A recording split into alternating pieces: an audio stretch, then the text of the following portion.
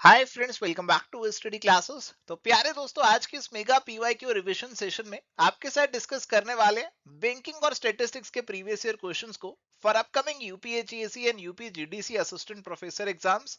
Statistics का जो हमारा टॉपिक है वो दोनों यूपीएचईएसी और यूपीजीडीसी के लिए रिलेवेंट रहेगा, बट बैंकिंग केवल आपका यूपीएचईएसी के अंदर ही पूछा जाता है, तो वही वाले एग्जाम के लिए आपको पढ़ना है।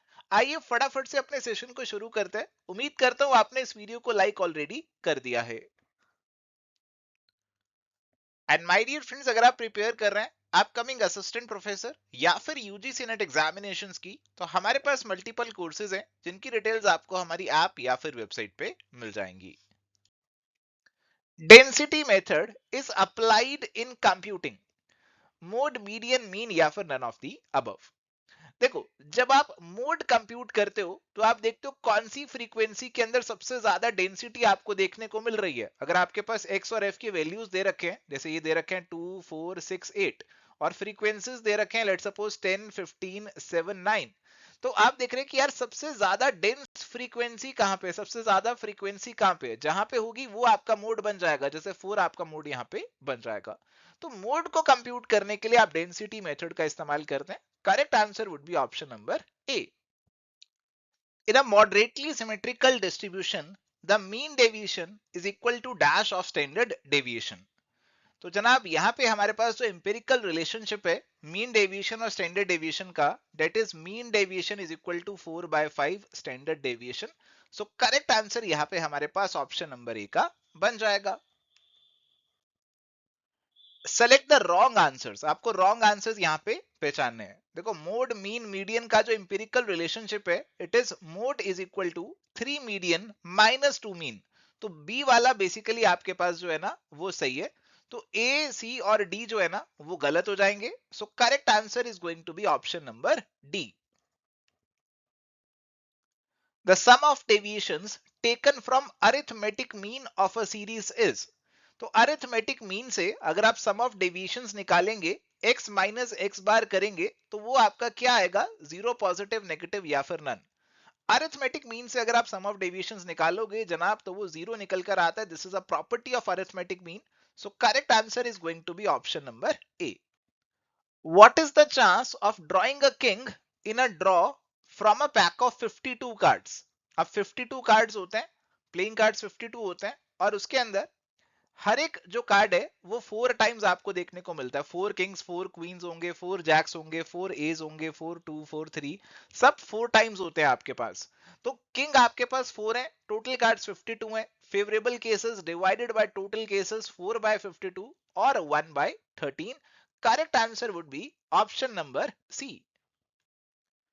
Match list 1 with list 2 and select the correct answer using the code given below the list. List 1 में आपके पास है जी सबसे पहले mean of the binomial distribution. Binomial distribution का अगर हम mean compute करें तो it is given by the formula n into p. तो ये आपका 4 से मैच होगा। Variance of the binomial distribution, it is given by the formula npq. तो b आपका 3 से मैच होगा। और variance of the percent distribution की बात करें तो ये आपका 1 यानी कि m से मैच होगा। और यहाँ पे हमारे पास बचता है mean of the normal distribution, और नॉर्मल डिस्ट्रीब्यूशन के अंदर मीन, मीडियन, मोड सभी बराबर हो जाते हैं, और इसीलिए यहाँ पे आप कह सकते हैं कि mean is equal to median. तो डी आपका 2 से मैच हो जाएगा। और ये जो मैचिंग है ना, ये हमें देखने को मिल रही है ऑप्शन नंबर सी के अंदर। So option C is going to be the correct answer. What is the probability that a leap year selected at random will contain 53 Wednesday और 53 Thursday? तो जनाब, यहाँ पे अगर हम लीप ईयर की बात करते हैं तो उसके अंदर हमारे पास 366 डेज होते हैं। अब 366 डेज तो होते हैं, एक वीक के अंदर हमारे पास 7 डेज होते हैं। तो अगर आप 366 को डिवाइडेड बाय 7 करोगे ना, तो आपके पास रिमाइंडर आएगा 2 डेज का। 2 डेज आपके पास बच जाएंगे। अब ये 2 डेज आपके पास क्या हो सकते हैं, एक एक करके सोचते हैं। ये हो सकते हैं मंडे ट्यूसडे, ये हो सकते हैं ट्यूसडे वेडनेसडे, ये हो सकते हैं वेडनेसडे थर्सडे, ये हो सकते हैं थर्सडे फ्राइडे, ये हो सकते हैं फ्राइडे सैटरडे, और ये हो सकते हैं सैटरडे संडे। ये आपके पास केसेस बन रहे हैं। टोटल 7 केसेस आपके पास बन रहे हैं। अब 53 वेडनेसडे या 53 थर्सडे, देखो 7 से अगर आप डिवाइड कर रहे हैं 366 को, तो 52 वीक्स तो आपके पास पूरे पूरे निकल आते हैं। अब 53rd आपके पास जो वेडनेसडे बनेगा या थर्सडे बनेगा, उसको लेकर ये 7 केसेस है। और अगर हम वेडनेसडे देखें कितने केसेस में आ रहा है, तो वेडनेसडे हमारे पास एक और दो केसेस के अंदर ये निकल कर आ रहा है। तो ट्यूसडे वेडनेसडे, वेडनेसडे थर्सडे। और अगर हम थर्सडे को देखें तो थर्सडे हमारा वेडनेसडे थर्सडे में भी आ रहा है और थर्सडे फ्राइडे में भी आ रहा है। तो टोटल 3 केसेस बन रहे हैं जहां पे वेडनेसडे या थर्सडे हमारे पास आ रहे हैं। टोटल 7 केसेस हमारे पास हैं, उसमें से 3 हमारे फेवरेबल हैं। Probability is favourable cases divided by total cases. So correct answer is going to be option number C, 3/7। Which one is not the work of RBI? इनमें से आरबीआई का काम कौन सा नहीं है? Credit control, custodian of foreign currency, lending money directly to farmers, bankers bank. देखो RBI आपका रेगुलेटर है, सेंट्रल बैंक है, डायरेक्टली लोगों को लोन नहीं देगा, किसानों को भी नहीं देगा, डायरेक्ट लेंडिंग नहीं करता। So correct answer would be option number सी।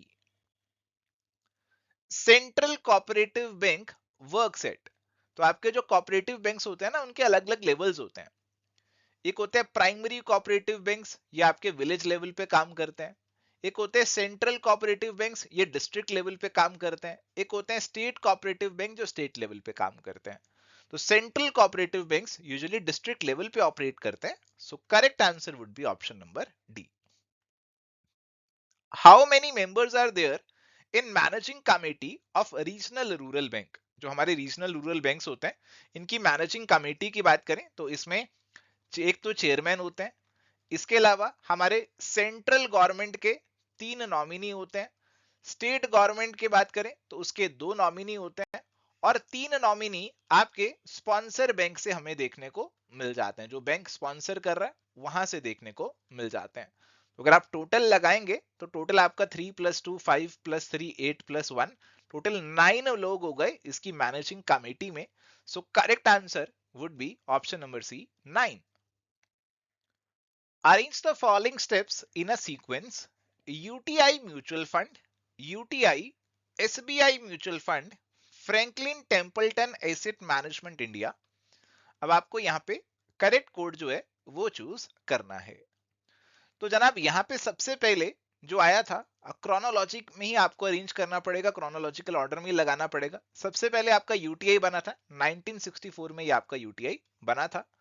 और इसके बाद प्यारे दोस्तों अगर हम बात करें तो आपका एसबीआई का म्यूचुअल फंड 1987 में, एसबीआई म्यूचुअल फंड 1987 में बना था। इसके बाद 1990s में हमने अपनी जो इकोनॉमी है उसको ओपन अप कर दिया और बाहर से भी कंपनीज इंडिया में आने लगी, और Franklin Templeton asset management India भी 1990s में ही आया था, 1990s के अंदर आया और यूटीआई म्यूचुअल फंड के अंदर कन्वर्ट हो गया। देखो पहले आपका यूटीआई अलग से यूनिट ट्रस्ट ऑफ इंडिया था, बट अभी के समय ये केवल एक म्यूचुअल फंड ही रह गया। और ये काम हुआ था आपका 2003 के अंदर। सो यहाँ पे अगर हम ऑर्डर में अरेंज करने की कोशिश करें तो पहले आपका 2 आएगा, फिर 3, फिर 4 और फिर 1। So correct answer should be option number C. Given below are 2 statements. Assertion आपको दे रखा है, loans and advances comprise the important areas of investment of their money by the commercial banks। तो कमर्शियल बैंक्स के पास जो पैसा है उससे वो लोन और एडवांसेस लोगों को देते हैं। तो बिल्कुल सही लग रहा है assertion. Reason, commercial banks increase their fund also by creating credit. तो आपने सुना होगा कि आरबीआई जो है ना, वो यहाँ पे करेंसी को छापता है, बट जो क्रेडिट क्रिएट करने का काम करते हैं ना, वो कमर्शियल बैंक्स करते हैं। और कमर्शियल बैंक्स यहाँ पे बहुत सारा क्रेडिट क्रिएट कर देते हैं, डिपेंड्स ऑन क्रेडिट मल्टीप्लायर आपका कितना है।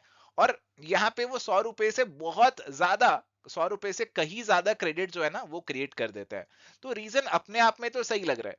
अब ए और आर दोनों आपको सही लग रहा है, बट आर क्या एक्सप्लेनेशन करेक्ट है ए की या नहीं है, इसको लेकर डाउट रह सकता है। दोनों तरीके से आप सोच सकते हैं। कोई कह सकता है कि यार ए में भी तो लोन्स की बात हो रही है और बी में भी लोन्स की बात हो रही है, तो सही है। कोई ये कह सकता है कि यार बात तो लोन्स की हो रही है बट डायरेक्टली एक्सप्लेनेशन तो नहीं बन रही है। तो मेरे हिसाब से यार दोनों ऑप्शंस कहीं ना काफी क्लोज हो जाते हैं। इस पे मैं आगे कमेंट नहीं करना चाहूंगा। Given below are two statements. One is labeled as assertion and other is reason. Assertion आपको यहाँ पे दिया हुआ है, central office of the reserve bank of India is in new Delhi. तो ये वाला स्टेटमेंट बताइए सही है कि नहीं है। सर रिजर्व बैंक का जो सेंट्रल ऑफिस है वो न्यू दिल्ली में नहीं है, वो आपका मुंबई में है। तो पहला वाला तो गलत हो गया। Control of credit is the central banking function of reserve bank. तो क्रेडिट कंट्रोल करना तो रिजर्व बैंक का बिल्कुल एक सेंट्रल फंक्शन है, तो ये सही है। A is not correct, but R is correct. So correct answer is going to be option number D.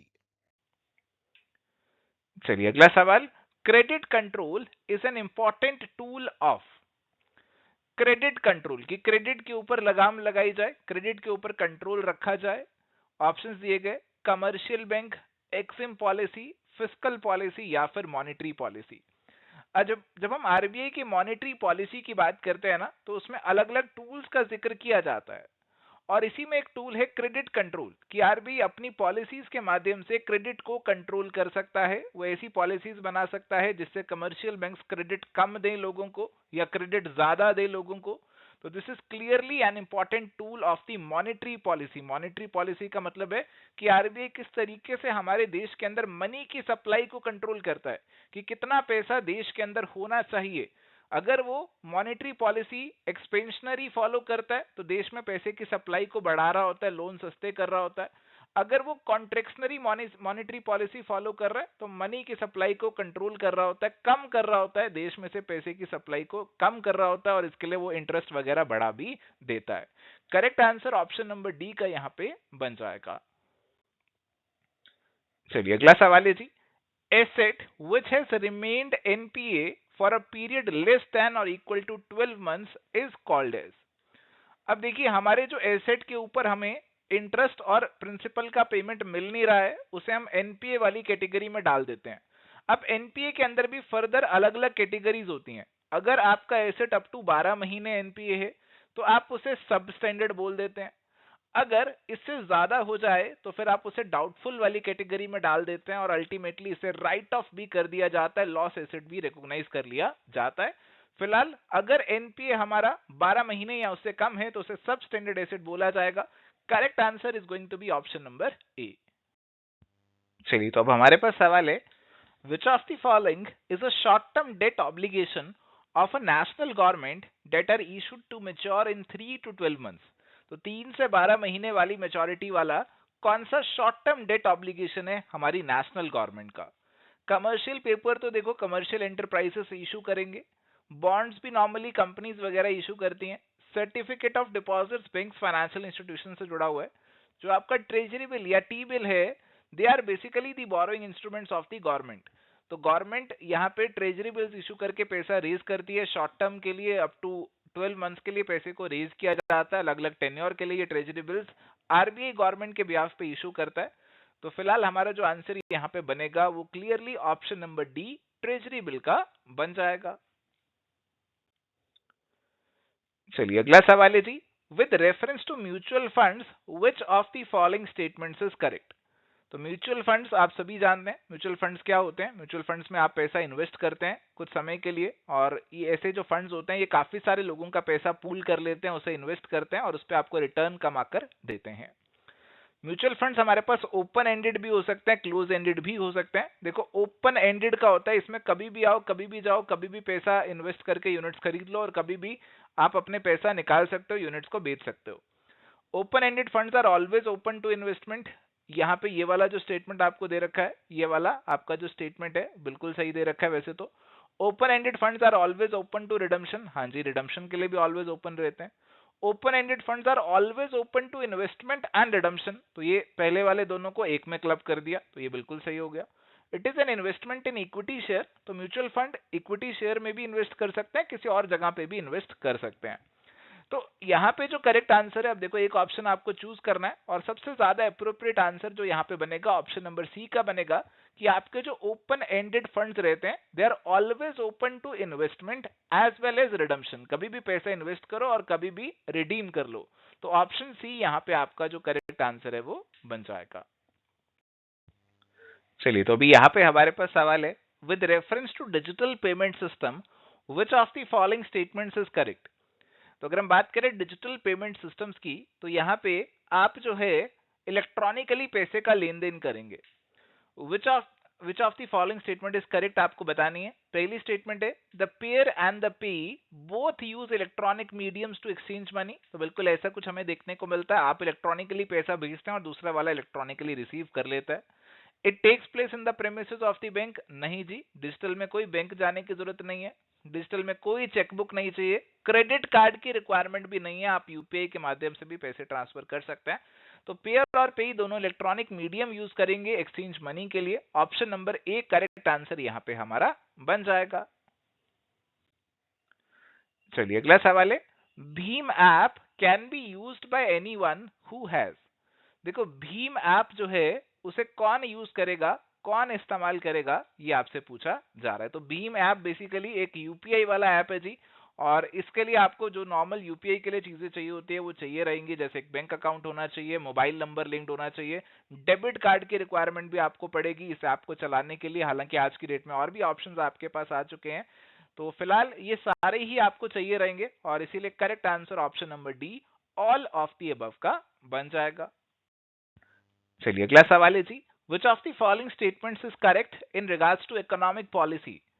Fiscal policy is enacted by national government. तो फिस्कल पॉलिसी बिल्कुल हमारी सरकार बनाती है, गवर्नमेंट बनाती है कि किस तरीके से हमें टैक्सेस लगाने हैं, किस तरीके से सरकार को खर्चा करना है, कौन सी स्कीम्स लेकर आनी है, कौन से सेक्टर पे कितना खर्चा करना है, this is your fiscal policy. Monetary policy is enacted by central bank. तो हमारी जो मॉनेटरी पॉलिसी है बिल्कुल सेंट्रल बैंक के दायरे में आती है, आरबीआई इसका करता धरता रहता है, तो वो डिसाइड करता है कि कितनी मनी की सप्लाई इकोनॉमी में रहनी चाहिए। तो ये दोनों स्टेटमेंट आपकी बिल्कुल सही है, और इसीलिए करेक्ट आंसर यहाँ पे हमारे पास ऑप्शन नंबर सी का बन जाएगा। सो थैंक यू प्यारे दोस्तों, ये था जी आज का हमारा सेशन। अगर आपको आज का वीडियो अच्छा लगा तो प्लीज इसे लाइक कर दीजिए, YouTube चैनल पे नए हैं तो सब्सक्राइब कर लीजिए। इस सेशन का पीडीएफ आपको हमारे टेलीग्राम चैनल पे मिल जाएगा, और हमारे सभी कोर्सेज की डिटेल्स आप चेकआउट कर सकते हैं एबीसीडी क्लासेस के ऐप पे। एंड प्यारे दोस्तों, अगर आपकी कोई क्वेरी है तो आप हमें रीच आउट कर सकते हैं, नीचे नंबर आपको देखने को मिल रहा है, आप इस पे कॉल या व्हाट्सएप कर सकते हैं। तो आज के लिए सेशन में इतना ही जी, मिलेंगे नेक्स्ट सेशन में। Till then good bye, take care, all the best.